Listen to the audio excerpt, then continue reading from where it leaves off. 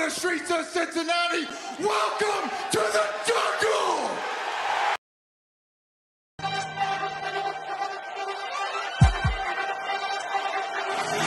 Let's go.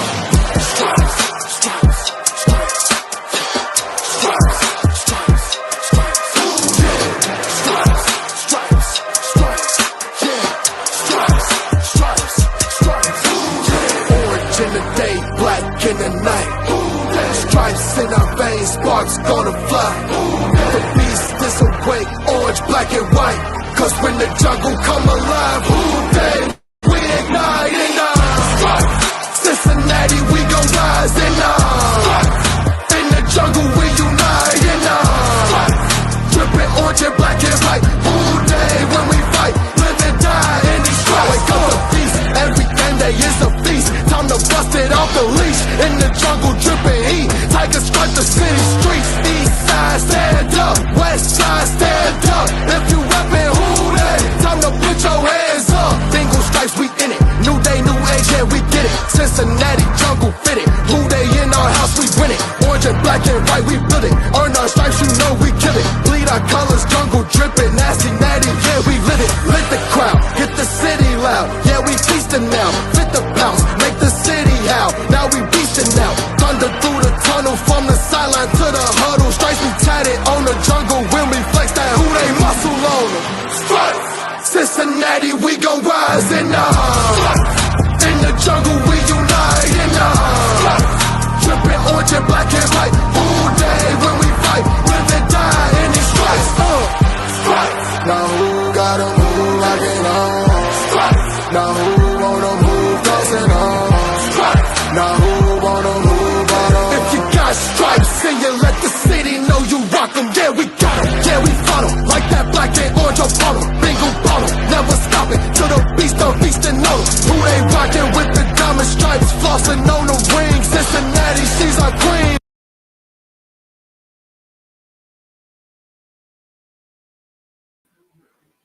All right. Well, I guess I'm starting early because the song stopped. Oh, that's the second time that's happened before. Hey guys, what's going on?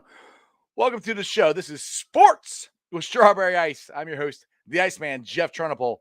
And as always, I'm bringing you sports from a West Side point of view right here in the great city of Cincinnati, Ohio, home of the AFC North champion Cincinnati Bengals. I'll do me a favor. If you found the show, hit that like and subscribe button. Smash that thumbs up. I'm up to 1,647 subscribers. That is awesome. I appreciate you guys. Appreciate every single one of you guys. Now, if you're watching on YouTube or Facebook, and Augie, you're watching on Facebook, you should be watching on YouTube. Give me the view on there. But if you are watching on Twitter or Facebook, please go to the YouTube channel Sports with Strawberry Ice. Hit the bell for the notification. Hit the subscription button, and every time I go live, you'll be notified. Also, exclusively in the YouTube chat crew, we're doing super chats. So if you like to support what I'm doing, or if you have a very interesting question for my boy AC, who's going to come on today, give me a super chat. I would greatly appreciate it. And as always, I'm coming to you live from the Ice Cave. And the Ice Cave is brought to you by T Properties. T Properties, quality housing for quality people. Check out their website at www.tpropertiesllc.com for all your rental property management needs and your rental needs. All right, guys. So we got some undrafted free agents that we have yet to really discuss. We got Bengals in the building. Everybody except Jessie Bates. Big deal, not a big deal. I don't know. And any other news and notes, because I know Anthony already had his happening headline show on here. If you guys missed that, after my show is over, go back and watch it. I would appreciate it. I'm sure Anthony would too, but let's get to AC.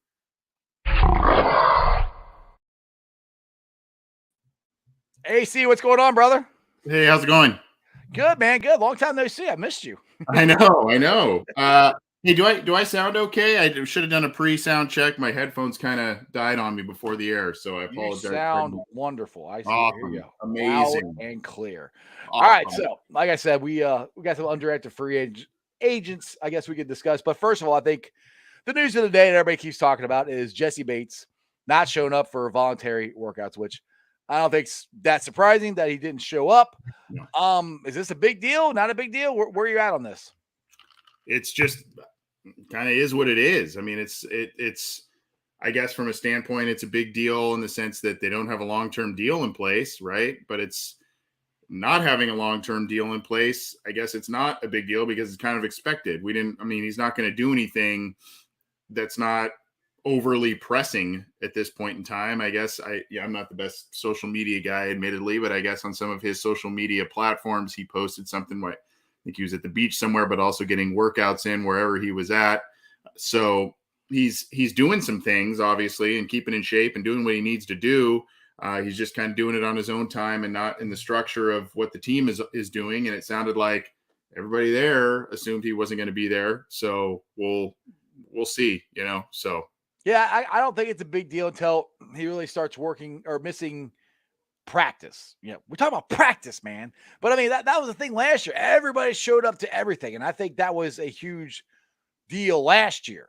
Now, this year, Zach's been having more relaxed. I mean, they're not having as many practices. He said because of the long season. They went to the Super Bowl, the longest season in NFL history. Only 2 teams did it. It was the Bengals and the Rams. So Zach is pulling back a little bit from, a lot of the mandatory stuff. Make sure everybody's got their bodies rested and ready to go. And he thinks they're all professionals, that they can take care of themselves. And so I don't think it's that big of a deal. I just think if he starts missing team. Talk to me in summer. You know what I mean? Yeah. Team functions, team practices, stuff like that. Yeah. I think it's more of a big deal then. Yeah. If we're talking training camp, I mean, I wouldn't expect him to play much in the preseason if he does show up, which I assume he's going to. So I expect that's not going to be. I mean, he's going to play it cautious, I think, obviously, and not risk injuring himself in kind of some voluntary thing. They're not useless because obviously it's right. Working out and getting in shape and doing things, but it's voluntary technically, and I mean, it's kind of like voluntold, right? right, exactly. But I mean, it is technically voluntary, and he's not going to do anything about it at this point in time. It may be also, I don't want to speculate. I have no idea. I don't know what his mindset is after this weekend with the team drafting 3 defensive backs with 6 picks. Mm-hmm. So, I don't know if there's that makes the gap wider. I don't know if it makes it narrower in terms of contract talks. We'll see. I assume that the 2 sides are still talking to some degree. But, again, I never really once this got past last summer, I never really saw this heading in a really overly positive direction. I saw the franchise tag, and there's some talk maybe that's the step again next year, one more year with him. I don't know, especially now with this draft class. But again, I think a lot of this is all pretty expected at this point. Yeah, exactly. And this gets to Dustin Croft. Thanks for the $4.99 super chat. He said, "Love JB, but man, after 2 years of this is getting old. If he hasn't signed by now, I doubt he does. Maybe trade value time." And that's one thing and that's kind of where, not this year, I'm more thinking next year. Because like you said, is they could franchise him again next year. And if they franchise him again next year, I really think he's going to be very disgruntled. And I think it's going to be more, and it's nothing against Jessie Bates. But I mean, dude, you get franchised twice, and all you want is to get, as much money as you can, and that's what he's trying to get to. But it's the way the contracts and everything are set up; they can franchise him twice. I don't really see them franchising him twice. That's why I think maybe more of next year that the possibility of trade, because, like you just said, of all the DBs they just drafted this year, and I think because you also got Von Bell too, and this might be if they re-sign Von Bell, Jessie Bates is gone. I think probably, yeah. I mean, I think. Unfortunately, again, I think best case scenario, you're getting a long-term deal for one of those guys. And it would seem that Von Bell would be more affordable than Jessie Bates, given some skill set and history and all of that kind of stuff. Von Bell is still a really good player, but it just seems as if Jessie Bates and what he is asking for, at least from what we can tell on the outside looking in terms of contract negotiations, he's probably asking for quite a bit. Don't know what the talks are with Von Bell. I assume those are going to resume this summer. Usually the summer is when the Bengals like to maintain those core players and try and lock them up before they hit free agency, both because they want to have a long-term plan in place, but also the frenzy that happens in March. Sometimes teams get a little more freewheeling with the dollars than they do the summer prior. So the Bengals are pretty smart in that regard. And it also sends a message. Hey, we value you. We're as a player, you're part of our long-term plan. We want to take care of this now and not have to rush and worry about it and scramble down the road. And that's just, again, that's all part of this, the business process of football and what happens when you've collected a lot of good players over the past couple of years. Right, and that's the point right there, AC. They're not going to be able to keep everybody. I mean, we've said this. I've said this a couple of times on here. They want to keep. Obviously, they're going to keep Joe Burrow. Jackpot Joe Burrow staying. They want to keep T. Higgins. They want to keep Jamar Chase. And with the explosion, I mean, little explosion of the wide receiver contracts this offseason has really got me going. I don't know if they're going to pay Jessie Bates if and with his. And I keep saying this, his agent, I think, is doing his job, trying to get him the most money he can get. And honestly, that's not going to be here in Cincinnati. They're not going to pay him the highest. I mean, he could probably go somewhere else, and they would pay him more than the Bengals going to because the Bengals just don't pay safeties that much. Now, they say, well, they don't do that for guards either. People are like, well, we signed all three of these guys, but true, but they didn't overpay for any of these guys that they signed as far as the guards. So they still haven't paid a ton for guards. It's still in the same realm of possibility that they have kept it at. So that's where I think the writing's on the wall, especially after this draft. I think they're going to keep him this year. Well, I think he's gone after next year. It stinks. I love Jessie Bates, but like I said, you got. I mean, what are we talking here for Chase and Higgins? $20 million a piece, maybe. A year? You mean? It could be, yeah. Yeah. I mean, based on what other receivers are getting right now, and I think it was pretty telling. You know, some people theorized, you know, is this the draft that you maybe the Bengals surprise folks and use a high pick on a wide receiver as maybe an insurance policy for the contracts for Higgins and others down the road, you know, as maybe a cheaper option. It still maintain the talent level in that.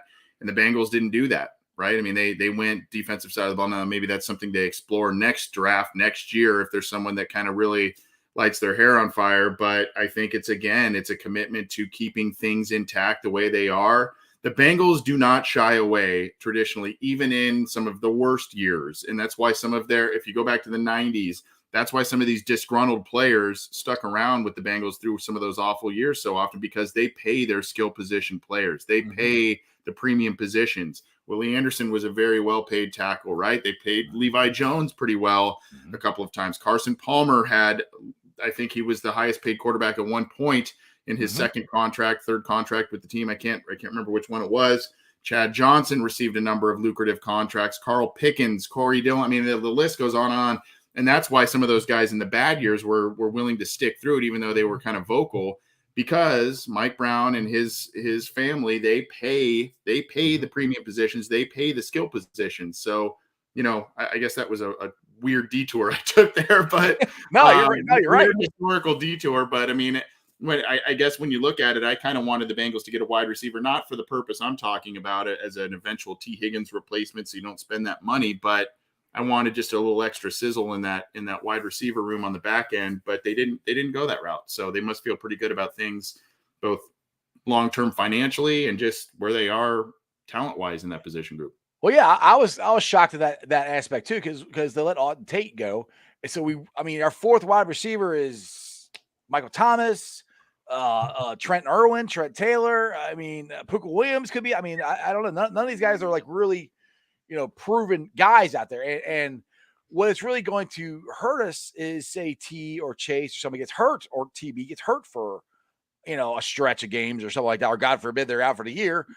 What are we going to do right now? So I'm with you. I am kind of concerned about that. I thought they would address that in the draft. And I don't know if there's a wide receiver that's out there that's, you know, it's free agent that's worth bringing in as the fourth guy. I mean, I know they brought in some for the undrafted guys.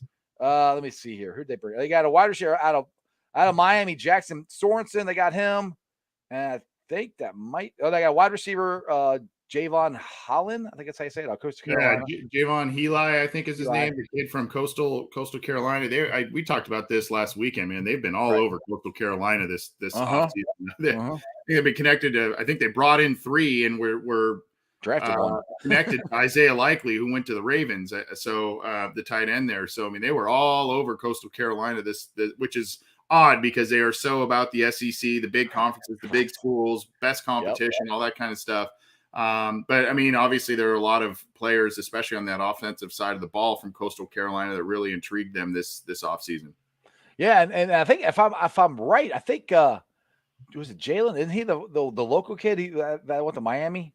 I think he is, if I'm correct on that. The Miami of Ohio you're talking about? Yeah. I think he went to Coleraine.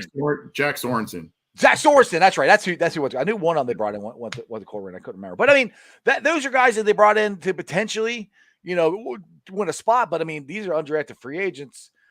I don't know if these guys are. I mean, they could come in and compete and be your fourth starter. I don't know. I mean, honestly, I really don't know anything about any of them except for what I read on Cincy Jungle. So I mean, that's what we're looking at as far as your fourth wide receiver right now. And like I said, Trent Taylor, Trent Irwin, and Michael Thomas. Yeah, I don't know if I'm saying his last name right. I think it's Haley or Heli.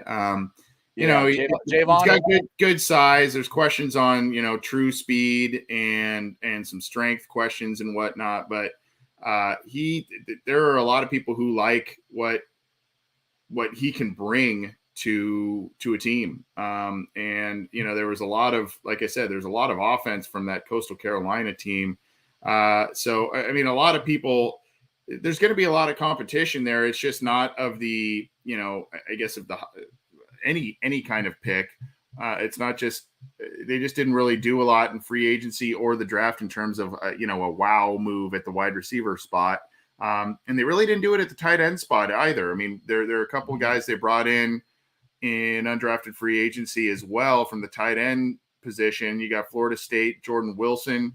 And then, of course, you got the kid from Kentucky, Justin Rigg. We talked about him over the weekend because that was breaking when we were on the Bengals and Brew show and my show, I think. So we talked a little bit about him. But I read somewhere that somebody said he's a poor man's Drew Sample, which I mean, Drew Sample got drafted in the second round. Say what you want about it, he got drafted in the second round. So I mean, I don't know. I mean, to me, that sounds like more of a blocking tight end than a receiving tight end when you say that. Yeah. So you can. You can say that about it. Again, we're talking about guys. The Kentucky kid Rigg. I mean, I think he had around 200 receiving yards. He did have 4 touchdown catches. I almost wonder, number one, if they think that, hey, if Hurst shows some stuff, maybe that's a long-term answer here. Or number two, maybe they've got bigger plans. If you remember, and I don't mean to stir the Thad Moss pot here, but if you remember, they were going to play him. They were going to play him last year, and he got hurt in pregame warmups, right? That's my dude. I mean, I'm a Thad Moss fan. I'll throw my hand out there. I've been waiting to see him get a shot, and I was I got season tickets. I was at that game. I was like, there he is. I'm like, then I'm like, where'd he go? I find out till afterwards that he got hurt. So I'm like, it was the pregame warmups, I think, where he got hurt. They were ready to play him, and he had looked pretty good in training camp and in preseason. He made a couple plays. So let's. We have to maybe see what's going on there. I've been kind of I don't think he's ever going to be a star in the NFL, but I liked what I saw out of Mitchell Wilcox when he was an undrafted free agent guy from the Bengals a couple of years ago. So we'll see if he has a bigger role. I don't know. I guess they like what they have, and or they just, again, another one of those positions that this coaching staff doesn't value a ton. And that kind of goes back, I think, a little bit to the Rams days as well, Taylor's days with the Rams. I mean, they had a couple of Gerald Everett was a decent player for him and whatnot, but I mean, they weren't grabbing guys early and often at the tight end spot, right? So maybe that's something he carried over here. Well, the thing is too is we're having basically the wide receiver room and the tight end room is the same as it was last year. I mean, depth wise. I mean, you take out CJ Uzomah and you put Hayden Hurst in. You take Auden Tate in and you put in any number of these guys that we're talking about, which I mean, Tate was hurt most of the year. So, I mean, we had Michael Thomas, we had Trent Irwin, we had these guys play. So those rooms are the same as they were last year. Now, I think with Hayden Hurst, from what I've read, I think he's a better route runner and receiver and red zone threat than CJ was. But CJ is a better blocker. And that's going to be the part that I think is going to be the issue, trying to figure out how many, if Hayden Hurst isn't that good of a blocker, how long and how often can you keep him out there? Is he an every down back? Or every down tight end, or you have to bring Drew Sample in there a lot more? That's the question. Yeah. Uzomah was a guy who improved as a blocker throughout his career. I mean, he kind of helped. He helped out later in the year as well, but he was a guy who it wasn't his strength, and he was really kind of known as more the athletic guy, and he really developed into more of a well-rounded tight end. And so, I'm going to be interested to see exactly how all of that plays out with Hurst. I think Hurst has, some good potential in this offense as a producer and a receiver. But the Bengals are going to, and maybe also to your point, maybe the Bengals won't be relying on the tight end to be blocking as often this year because they have boosted their offensive line in free agency. So they may not need as many tight ends into chip and double teams and all that kind of stuff. They're able to kind of be a little bit more free with their wideouts and backs and whatnot. I mean, I would love to see players like Chris Evans. Remember how Gio Bernard was criminally used when his offensive line was really poor because he was a really good pass blocker for a smaller back. And they had to use him to oftentimes on third downs and whatnot to pick up blitzes because the offensive line was so poor towards the end of Gio's run with the Bengals. And it just robbed the team of a lot of first down opportunities in the passing game with him. And I'd hate to see the same thing happen with a guy like Chris Evans, who has the same kind of potential. He's a willing blocker in there a little bit. And I would love to see the team be able to use him more creatively in the pass game and not have to rely on him potentially as just, kind of a blocker in some capacities because of the line. And I think hopefully the additions they've made this offseason will allow them to do that.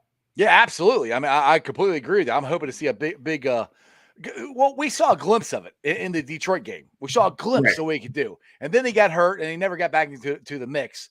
So, and then I think AC is it's cool. Is they're not going to have to put in that extra offensive lineman this year. Remember how many times did they bring in tackle eligible, the old Dennis Rowland, right? Exactly. Isaiah Prince. That was his role till Reader got hurt.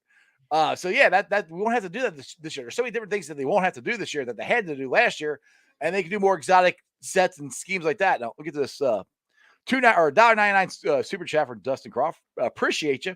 And he's right. He said the receiver class after the second round was pretty thin, which he is right. There was a big run on it in the first round and second round. After that, there wasn't a ton there. I think if there was a guy that was high on their board, they probably would have taken, and that's why they didn't take anybody. Yeah, I was thinking, the surprise may have been a wide receiver in the second round, maybe tight end in third or fourth round would have made sense, especially when the fourth round came up. I believe Likely was there. At least, for a period of time, I kind of felt like, that was a guy they showed pre-draft interest in, and maybe that was going to be the fit. And it wasn't, they just didn't go that way. They were kind of surprising us on some different things in terms of, there's a report out there the Bengals were reportedly looking at a punter in the fourth round, and there's a little Punt God. Yeah, I don't know if it was him or a couple of others, but it was Peter King that relayed that report. But I mean, again, you go back to these guys. There are a couple of wide receivers that have some nice stats that they brought in the UDFA ranks. Jack Sorensen had, looks like 1,406 yards, 10 touchdowns, 76 catches last year. But then you look at the two tight ends they brought in. I mentioned Rigg out of Kentucky. He's got good size, but I think he had 4 touchdowns and 200 yards, maybe 20 catches or so. And then Jordan Wilson, the other one they brought in last year, 11 catches, 132 yards. So it's about potential when you do these UDFAs, and it's about, are you going to contribute on special teams right away? Maybe you push some of these back end guys, but it's got to be, at this point, it's got to be, looking at Thad Moss and Wilcox as guys stepping up this year. Yeah, exactly. And like I said, it's the same room they had last year, and it took us all the way to the Super Bowl. And not to say that things can't change. I mean, hell, you never know. The Bengals could make a trade. I mean, they got BJ Hill like right before the season started. So, like I said, this is the new Bengals. Who knows what's going to happen. They could make a trade. They could try to shore up that room, in different ways. And who knows? Maybe these guys are better than we think they are. But one guy that is back, well, he's got to win a spot, is Kevin Huber. And we were just talking about the punt, the punters there. And I am with you. I think if there was a punter there, I don't think they want to take a punter in the fourth round. I think if he's there in the fifth, definitely the sixth. Well, they didn't have a sixth. They traded the sixth. So fifth round, I think they might have taken one. That's kind of my thought. But I was kind of surprised that I was going nuts. One of my man crushes was the punt guy, Matt Ariza. I did a whole story on him and everything and all this stuff. Like, we got to get him. He'd be great. Because every time I did my mock drafts, he was always there. And he freaking went way before. I mean, there's other punters that went before him. So I was shocked on that. Right. And some people come out, well, that shows what the fans know. I'm like, hell, I was just going by tape. I don't know crap. But, I was surprised at that. But they re-signed Kevin Huber. But I think it's going to be – still, Huber is going to be the punter this year. I mean, you got Drew Christian, who they kept. There's a reason they kept him. So I think it's gonna be a competition, and I might be surprised if Hubert doesn't get beat out this year. Yeah, there was, the guy he's going against, Drew Chrisman was the Ohio State guy, and that poor guy was bounced on and off and on and off the team. I can't even count how many times he was on and off the team, that poor guy. So yeah, I mean, I think the competition is going to be a little more stiff this year. I love Kevin Huber and what he's done for the Bengals. Obviously, local guy, done a lot of community work, and he's had a good career as a punter for the Bengals. But you could tell at the end of the year last year there was a little bit of a lack of oomph in his kicks, and I think part of that, I said this on my show earlier today, but I think part of that had to do maybe with the venues where they were playing at the end of the year, not only their own home stadium with some hard weather and whatnot, but Kansas City, talk about Tennessee. I mean, there are some venues there where it just, he didn't have the same, and that's, it also forced them into a lot of long field goal opportunities that, they trusted, obviously, Evan McPherson and his leg, but who knows if you've maybe got another weapon at punter and someone where you think, hey, is he gonna be able to pin this one deep? Is that a different game plan at that point? I don't know. Obviously, it worked out for the Bengals because McPherson was unbelievable, but it's all kind of stuff you look at now as you look back at how the end of the season transpired. You look at this now. Huber makes sense. He's a guy that Darren Simmons trusts and knows, and that battery, as I call it, the long snapper, kicker, punter, holder, all of that, you've got that kind of back intact here, but we'll see exactly if Huber can hang on to the job. I don't know. Yeah. And I know John, your partner in crime, John, was on here yesterday, and he said some Bengals Twitter was going, oh, we should need to keep Huber on just to hold. I'm like, yeah, they're not going to keep you don't roster spot for that. No. Yeah, they're not going to do that. But the other thing is the guy with the greatest hair on the team, Clark Harris. They actually drafted his replacement as well. So I mean, we could have a whole new free agent. Yeah. Yeah. Sorry, free agent. Sorry. But we could have a whole new punter and holder and long snapper. Who knows? I mean, I don't know if they want to just, so they got a younger kicker, want to blow all the old guys out and start fresh, or they're just competition. Everybody's breeding competitions out. It's going to be interesting. Yeah, that's an interesting point because, I mean, I know special teams isn't the most sexy podcast talk here, but I mean, it's kind of, that's an interesting point because you still have a really young kicker, and obviously the kicker worked well and knows how Kevin Huber holds the football. He knows Clark Harris is a snapper, and at the pro level, maybe I'm just overrating that whole sequence a little bit, but I mean, it's not nothing. If you do want to replace one or both of those guys, do you do both in one offseason with a new kicker? Does that throw the whole thing off? Does it not? Does one replacement, does that, you know what I mean? It's something to think about. And I trust Darren Simmons a lot. He's one of the best special teams coaches in the league, but it's one of those things that you got to probably tread a little lightly because the one guy you're not replacing is only in his second year in the NFL. So you got to make sure that you do right by him too.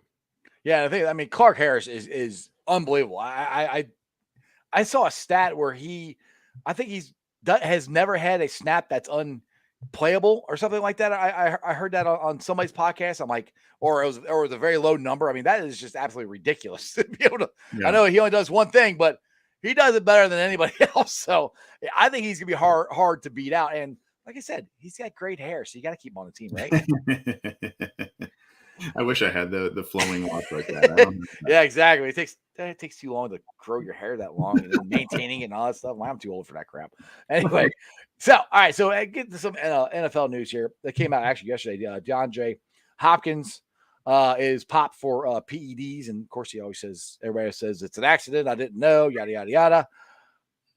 What's that? Where are you at on that? You think they're professional athletes? They know. they gotta know. I don't know. Yeah, I am not privy to the whole ins and outs of that and what supplement. I mean, the weird thing that I did hear about it, I think it was his agent and or somebody from his camp. I don't know how accurate this is, but essentially he had a negative test in October, and then in November, which is what he got popped for here. He had a positive of trace elements. So it wasn't even like a full positive. It was kind of like a small amount in his body. And then again, he was negative in December when they tested him again. So, I take that for what you will. I don't know. The Cardinals traded for Hollywood Brown in the first round. So my assumption is that they probably saw the writing on the wall with this, or heard some rumblings that this was maybe coming. So that's why they went that route. I can't remember. Did they re-sign AJ Green? I think they did. Yes, they did. Yes, as far as I know, they I did thought they had re-signed AJ Green for another short-term deal. So, Mm-hmm. and they brought him back. They lost Christian Kirk. That's a team that made the playoffs last year, but they have problems down the stretch. I don't know. Maybe a fresh Hopkins down. I think he's going to appeal, and I don't know what's going to come of that. But it is the same kind of rhetoric that comes out when there's a positive thing. It's like, I monitor everything that goes into my body, and this is the shock, and yeah, they monitor it. He just didn't mask it enough, I think. I don't know, but like I said, I've never taken the stuff. I have no idea. Now, Greg Luther was talking about Will Fuller, who we talked about earlier. He got signed by, was it the Ravens? Is that who you said Will Fuller got signed by? Will Fuller, I think, is still a free agent. Is he? Okay. Yeah, I looked at the list of the list of available free agents post draft on NFL.com, and he was on there. So he's a guy. I mean, again, speed and all kinds of things. There's been some hands issues, and obviously some things with the getting on the field here and there, whether it's injury or otherwise, and so.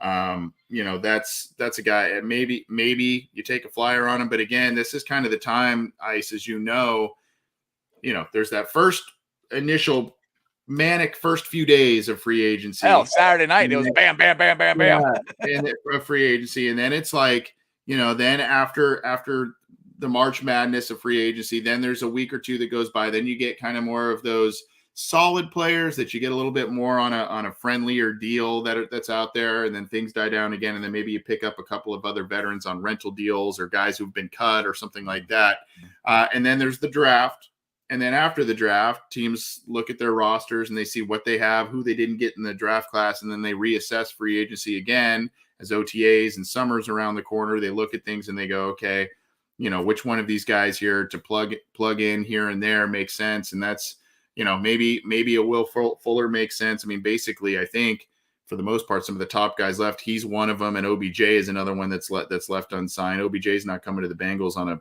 number 4 wide receiver gig, I don't think. So, So I mean, maybe Will Fuller would be more open to something like that. I don't know. I don't know. It'd be interesting. It's definitely something to kick the tires on for sure. Let's go up. I was going to bring this up anyway, but crime time. I already put it up here. He said, question for y'all. Hollywood Brown is gone, and the Ravens didn't draft a wide receiver. I'm not sure what they are doing. You think they will be any good? I'm not sure they can keep up with the high-octane offense. Now, Dan Orlovsky kind of changed my mind, because I was kind of the – and Dale Altman was telling me that they had a good draft, which they did. I'm like, but they don't have any deep threats. But I watched Dan Orlovsky, and I barely ever watch ESPN, but I do like him. He is one of the guys I do like listening to.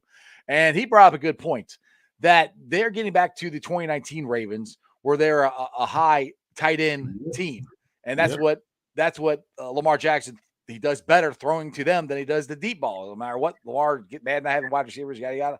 That's what he does better. And they are a better offensive team when they have high quality tight ends. And hell, they got 4 of them or however many they drafted. I mean, so what's your thoughts on the Ravens and what they did there, AC? First of all, Antoine, you were watching my show earlier, and I talked about this a little bit. There was an article from Baltimore Beatdown on SB Nation that talked about this a little bit, and it referenced a tweet, I think, from RG3, saying that they're going back to those 3 or 4 tight ends that just kill you. And one of them was Hayden Hurst, oddly enough, who's now with the Bengals, but it was Andrews and it was Hurst, and I think who's the other one? Max. I forget who the other one, but there's 3 or 4 there that they used.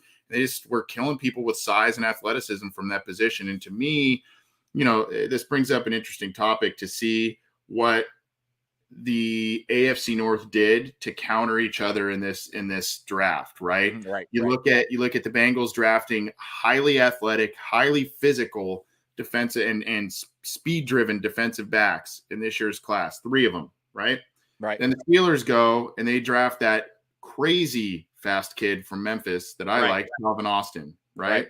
And then you've got the Ravens saying, okay, well, they've got these defensive backs who can cover. They've got decent size. They can run with a lot of people, even at the NFL level. They can run with a lot of people with those new toys that they've got. Let's get bigger pass catching targets for Lamar. He likes to use those tight ends. We're going to go back to what we did when Lamar Jackson was really, really lighting things up. So, I mean, a lot of counteract. And then I think it was when Austin was drafted, Peter King relayed the story of how the Ravens were all pissed off because that was the guy they were going to take one pick later. And they were like, of course, the Steelers take him, right? Right.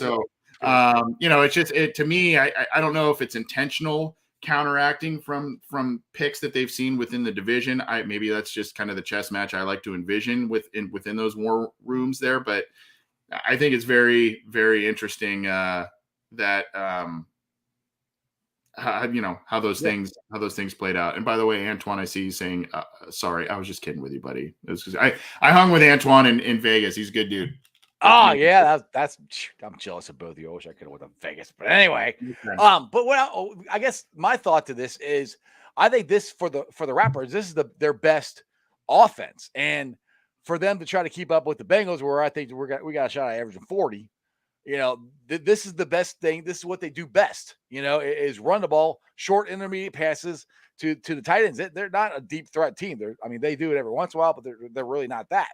That's one of the reasons why I thought they went back to that, because they got to score to keep up with us. And that's what the Squealers are trying to do. That's what the Browns are trying to do. Everybody's trying to keep up with the Bengals right now because, hey, we went to the Super Bowl and we've gotten better. And I just want to talk about the athletes that the Bengals got, like you said, in the secondary.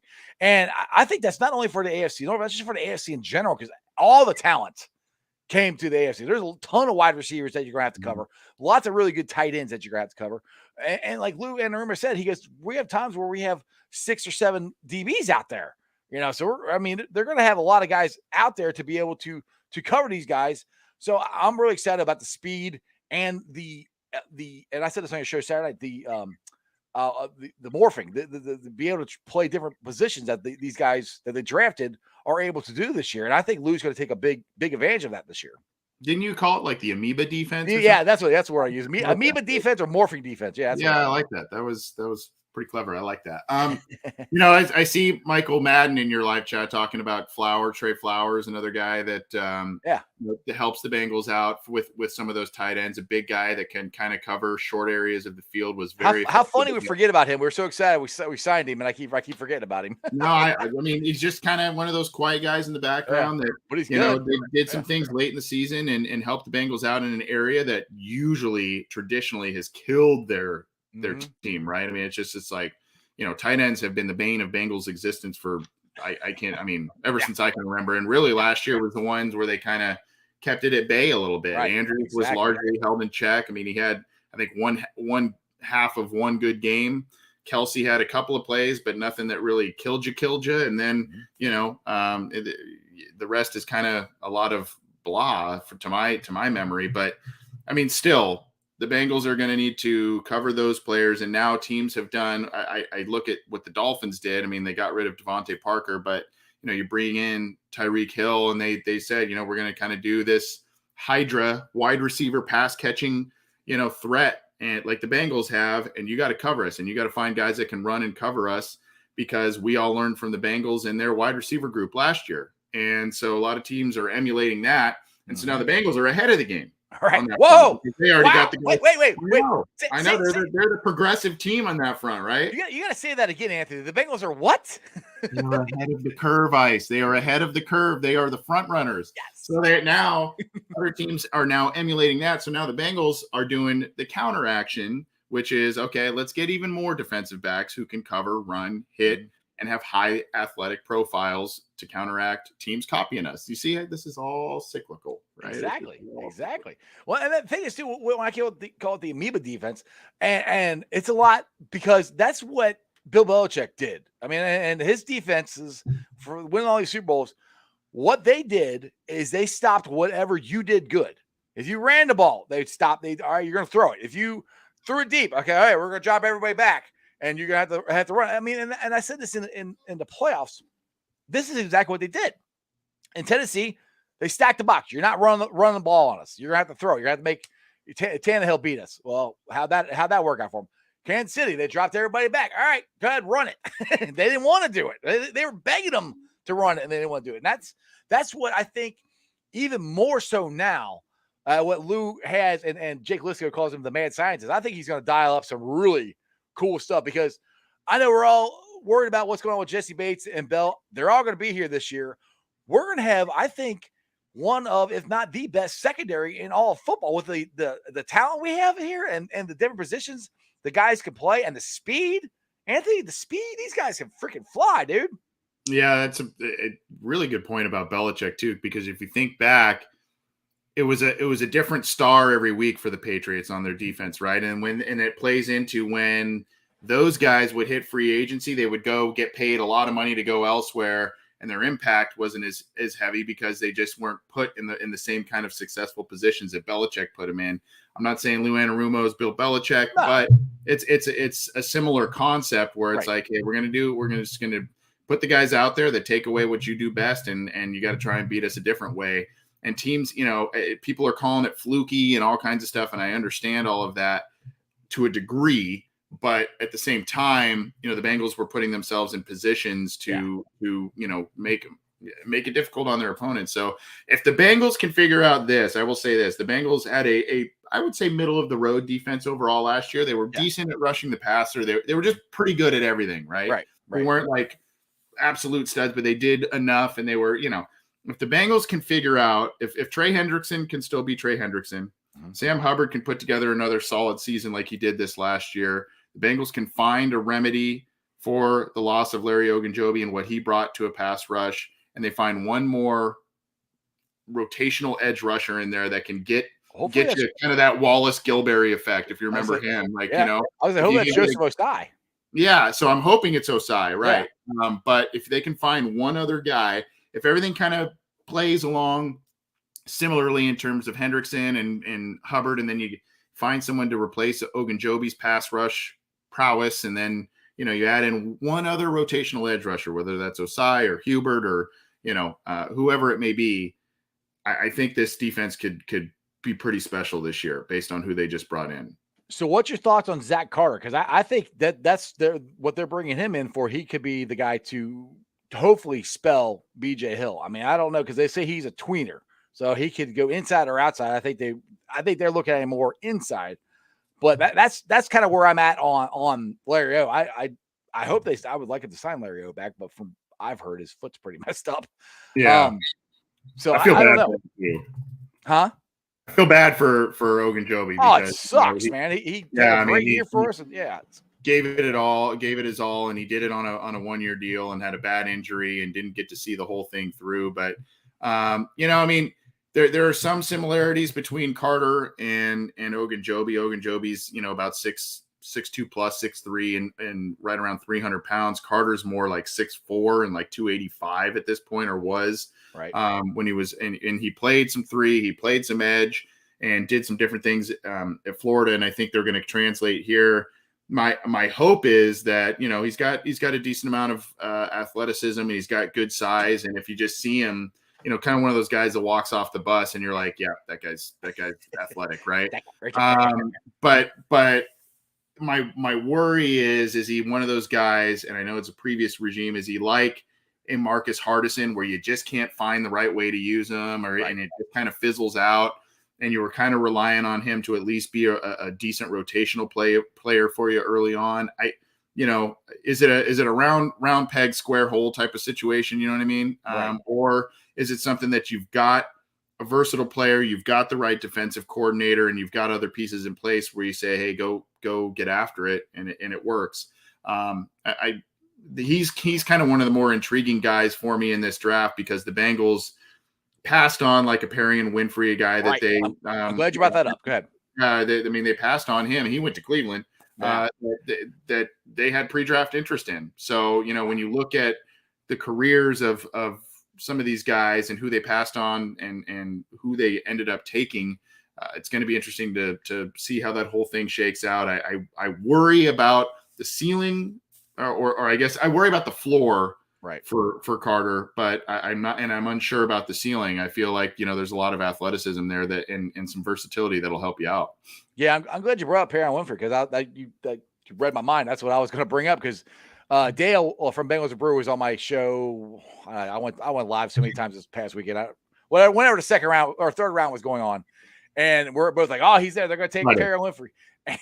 And Dale got so upset. He just left the show. I was like, "Oh my god, I can't believe we didn't get him." And honestly, I was kind of surprised. I mean, Zach could be Carter. People say it's a reach.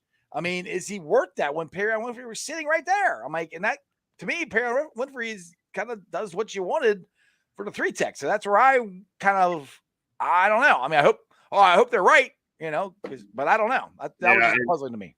Yeah. And we talked about it, I think, a little bit this weekend. I don't remember if it was my show or yours or Bengals and Brews or whatever. Not whatever. There's been a lot of shows, we've been on the air a lot. We've been talking Bengals. Yeah.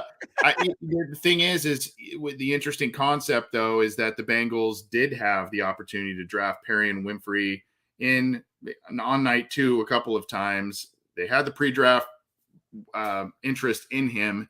Was a guy at the Senior Bowl who did very well, and they intentionally did not draft him in lieu of another player. Right. So in lieu of Carter. So you kind of figure, well, what happened? What happened or didn't happen in that pre-draft interest that they had in Winfrey to make them go a different direction there. But maybe they think Carter's just maybe a little bit more well-rounded at this point right now, and a guy who's a little more ready to play and contribute right now in various capacities than Winfrey can. Now, one more question here. You've been on for about 46 minutes. I'll let you go here, but I think this could be the talk of the rest of the offseason up until September is left guard. Now they got the kid out of North Dakota State, and we know they got Jackson Carman, and I keep throwing in the mix Deontay Smith. The people are like, "Oh, he's going to be our swing tackle." I'm like, well, if he's the best guy at left guard, which I think he was at times last year, and if he didn't get hurt, last year been right guard. Either way, I think last year if he didn't get hurt, he would have taken some reps and taken the starting job away from Jackson Carman because I think Frank Pollock really liked him. Now I know they want to try him at right tackle now, or right tackle in general. Now my question is, if he wins and he is the guard, he could still be your backup tackle. I mean, that's what I mean. Technically, you don't want to move 2 spots, but if he's the best guy for the job, they're going to put him at the guard. I don't know. What's your thoughts as far as the left guard situation goes of the 3 guys we got right now? Well, I think for Deontay Smith, I think the plan has always been developmental tackle. I mean, I think they were trying to get cute last year because of so many issues on the interior of the offensive line. They're like, just can this kid do this right away? And I think he surprised a lot of people. I don't know what he would have done had he gotten some extensive playing time.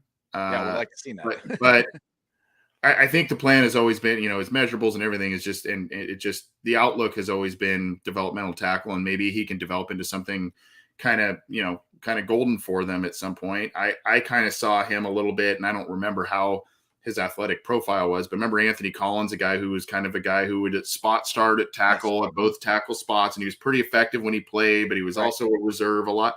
That kind of reminds me, and similar round, I think they were both 4th rounders. So that's kind of who Deontay Smith, at least on the surface, if you're kind of doing a Bengals comparison, total surface level comparison, mind you, that it just kind of brings Anthony Collins to mind a little bit. But, I think developmental tackle is what they've had in mind there in terms of left guard. I think they would love to see Jackson Carman take that and run with it and be the guy there at left guard.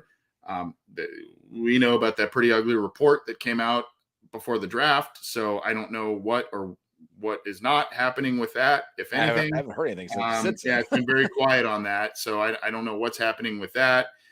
And then, this new kid they brought in, Volson, you look at some of the clips there and you go, he can pull. He is nasty when he gets it. And I think he's got that stuff in his neck, like that stuff. Yeah, that stuff in your neck. I don't remember if it was McShay or if it was someone or Klatt on NFL Network. I don't want to misquote, but basically someone just kind of said he gets on you, you're not going anywhere. I mean, he gets his hands on you, he gets into you, you're not going, and not because of a hold, just because he's just on you. So 4th round, that's not anything to necessarily sneeze at in terms of what they think of this potential kid. I mean, remember years ago they drafted Russell Bodine in the 4th round, and he was a guy that was starting. So I don't know. I think it's going to be Carmen. I think they're going to try and give him a lot of competition. I think they're also going to see where that report goes on Carmen. But I think those are the two guys kind of most at play at this point. I think Adeniji might be the odd man out because he was the previous offensive line coach's guy and Jim Turner. So that's just as I sit here now, early May, that's just kind of my thought. Right. And Volson is kind of maybe the guy who kind of replaces him on the interior. And then in terms of role wise, maybe then you've got Deontay Smith. I likened him to Anthony Collins, but I think more current times, maybe that's kind of the Fred Johnson type of role where you're the swing backup tackle. Right.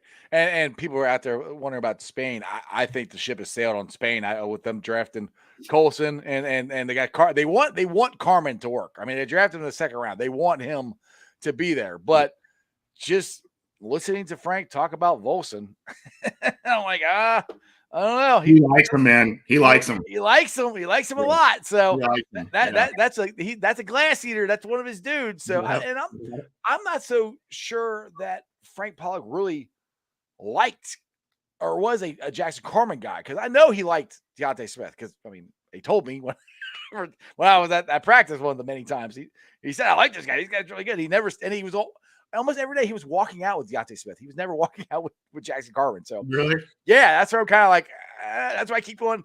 He likes Deontay Smith, but then when you see what he said about Volson, I'm like, okay, this might be more of a dude that's more down Frank Pollock's alley. And I don't know if you saw all the full clip of Frank Pollock talking about Volson after, when they drafted him and stuff.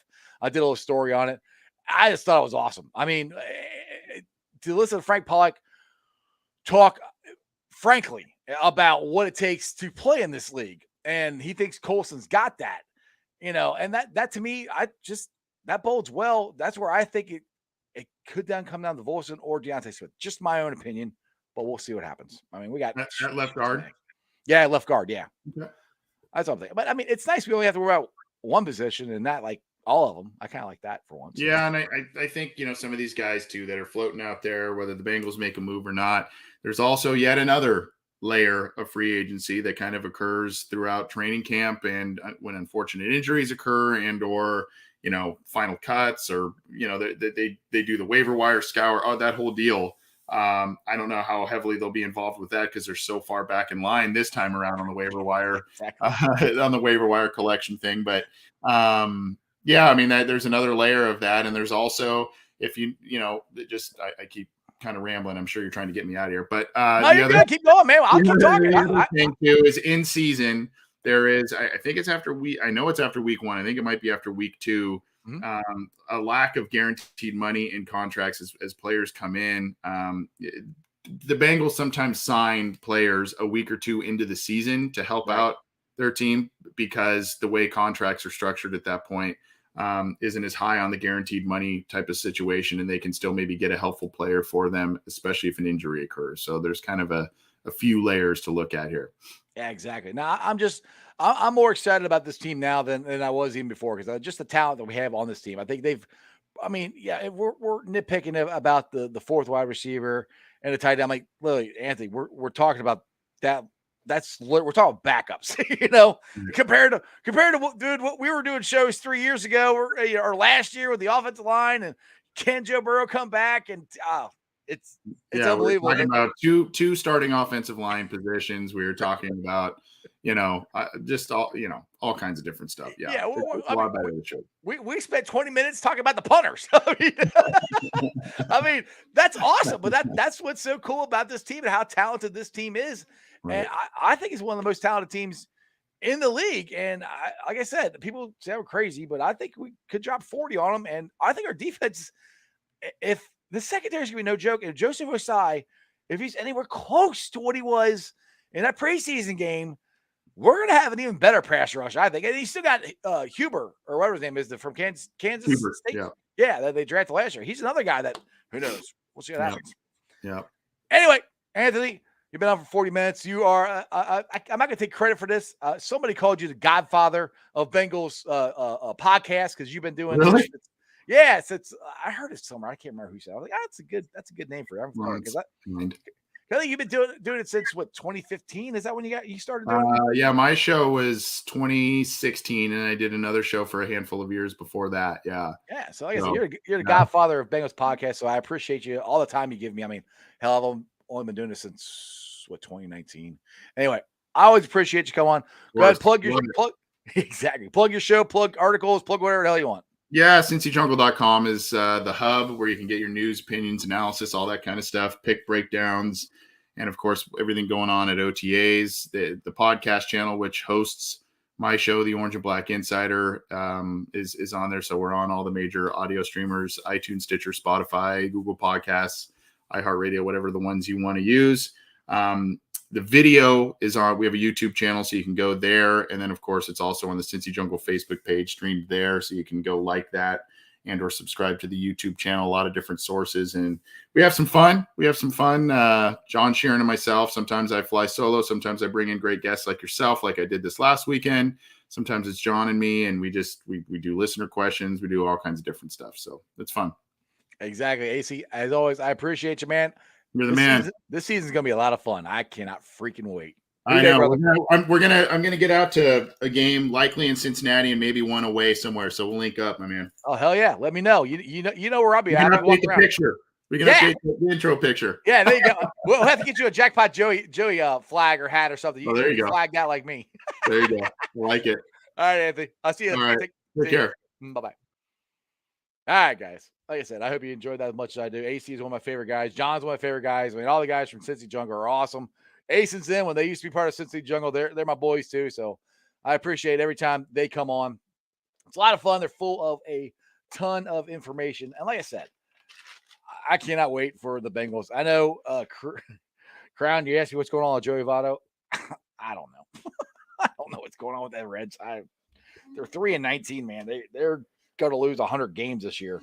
So I don't know. I like I said, if you guys missed the video I did yesterday, the Reds 3-19, the worst team in baseball. I kind of did a little rant on that and went through some of the stats. I didn't find the stats. Lance McCowich, I found them. I took them from him. It's just very, very depressing talking about the Reds. What I think is wrong with Votto is he might be getting sick and tired of getting his ass kicked every day, and he knows he has no shot to win, so it's really hard to get motivated. I don't know. Anyway, we'll see what happens. Like I said, football is going to be here before we know it. I can't wait. But let me get to the Facebook groups that let me live stream, and as always, I appreciate every single one of them. They're Houday Nation, Houday Legion, Cincinnati Reds, riding third, heading for home, Bearcat Ruckus, Bearcat Country, the Ohio State Bucknuts, the Ice Bar. Then you can follow me on all of my social media platforms, all under Sports with Strawberry Ice on Facebook, Instagram, Twitter, and TikTok. Twitter handle is at Jeff A. Trenopole. TikTok is at Iceman90. I will be pulling the sound off later on and putting it on the podcast, so make sure you guys check that out. It's on BeanPod, Apple, iTunes, Spotify, Google, Stitcher Play, pretty much wherever you get your podcast. Please give me a 5-star review. Make sure you rate, like, and review. Leave a comment so more Cincinnati fans can find my podcast. Share it with your friends, because my podcast was blowing up, and then I did a whole bunch of videos, and I didn't put as many podcasts out there, and it's my own fault. It's kind of slow now. But anyway, if you guys want to listen to it, check it out. YouTubers, we're at 1,647 subscribers. That is awesome. This channel is blowing up. I appreciate you guys. Like I said, if it wasn't for you guys, I would never be able to do this. So, as always, from the bottom of my heart, I appreciate you guys. And other than that, actually, I got to see if I can even play this thing, because this thing, hold on a second. Let's try this thing here. I got a live audio here. All right, hold on. All right, let's see if it'll actually play, because I tried it before and it kind of stopped, and I don't think it's going to play. It's not looking like it, but I'll try it. We'll see. Other than that, that's just sports, baby. See ya!